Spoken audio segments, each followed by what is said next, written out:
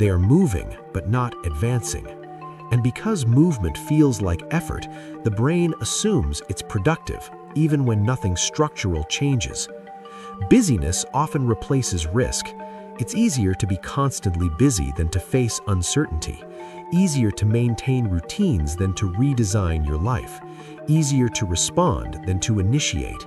So people fill their days with tasks instead of taking responsibility for direction. Not because they're lazy, but because they're afraid of choosing. Financially, being busy is dangerous because income does not come from activity. It comes from leverage, from systems, from assets, from long-term decisions. Busy people trade time for money. Strategic people build structures that multiply time. Busyness keeps you employed. Strategy makes you independent.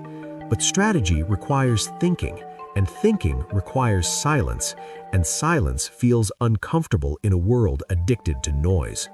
Social media amplified the illusion of being busy to an entirely new level, especially platforms like Instagram, a place where life is edited into constant motion. Projects, workouts, trips, meetings, coffee shops, laptops, airplanes, smiling faces with captions about the grind. Everyone looks productive. Everyone looks focused.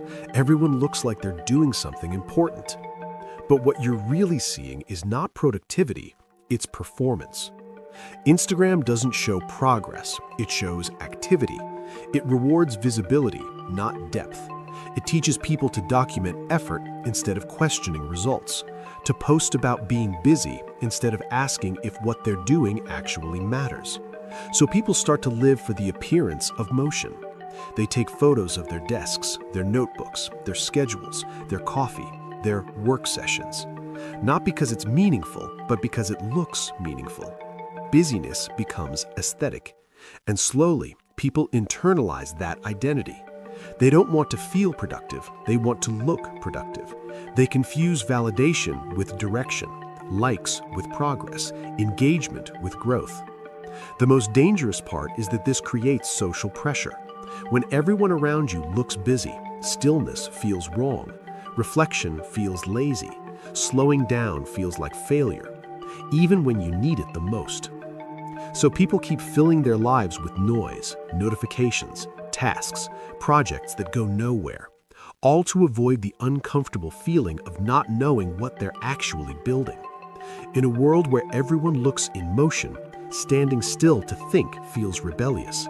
But thinking is exactly what most people stopped doing. And without thinking, busyness becomes the perfect distraction from a life that was never consciously designed. The real cost of being busy is not stress, it's identity erosion. You become someone who reacts, someone who executes, someone who maintains, not someone who designs. Years pass, skills improve, but the core life remains unchanged. And one day, the calendar is still full, but the future is empty.